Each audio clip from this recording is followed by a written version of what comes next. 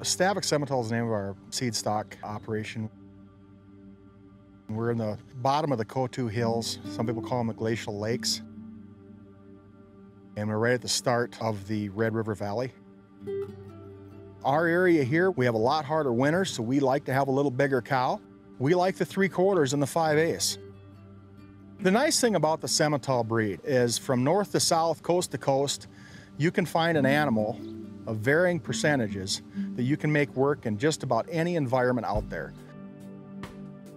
We're selling to commercial cattlemen, and they need to have an animal that can be raised under their environment and management style. So we emulate that style just as much as they would instead of, special treatment.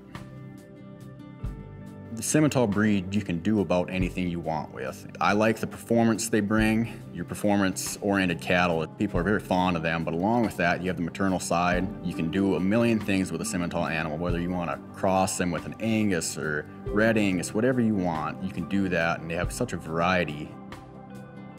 I think that our customers know what they're getting when they get a Stavick Simmental bull. They know that they're getting pounds that pay the bills. They're also buying into the Stavick Simmental values. We are family owned and operated, and we know that many of our customers are family owned and operated as well. So we can't have nonsense cattle, and neither can they. Really pushing the fact that we have easy to handle cattle, and we stand by that. Well, I believe it all starts with the cow.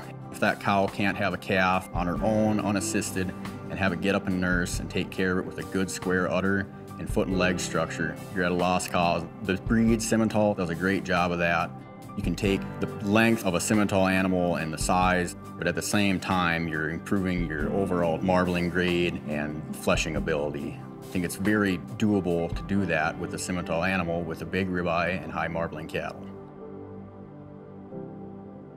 We've been involved with total herd enrollment for a long time. Since the inception of the Performance Advocate Program, we have met the criteria to meet that qualification. We want to find the best individuals in our herd. We want the best ones for ours, and if they work in our management, chances are they'll work for our customers. We really are data number crunchers, and we'll dig into a sire, we'll dig into a dam. We've done the DNA testing on all the male calves that were born in 2020, so that data is already in our computer base. Then we'll start following up with actual phenotypes from weaning weights and dispositions, frame scores, and those types of things. The biggest area that we have pushed is docility. It's never been a problem, but as our customers' age advances, what we hear more than anything, it doesn't do me any good to have the best bull in your pen if my grandkids can't walk out in the yard. And so we've been doing that for a number of years, and it's definitely paid off. American Simmental Association is incredibly helpful for us when we market our cattle. Having that information at the ready and then being able to access it through our website as well is an incredible tool.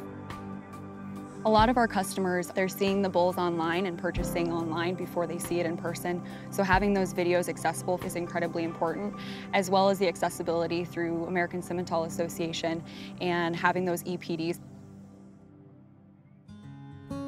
My dad, when he was still starting to build this herd, was working really long hours. We didn't see him a ton. I remember feeding cows when it was still dark, and it was an incredible pressure on him, but just following your passion and doing what you love made all the difference. It's been an incredible experience growing up in this lifestyle, but also getting to see my dad, who's been through the thick of it, succeeding and really doing what he loves. And it's a great example set for both my brother and I, and when we want to set for our children someday as well. There's probably no other job in the world you can do to really get the satisfaction and enjoyment out of raising cattle.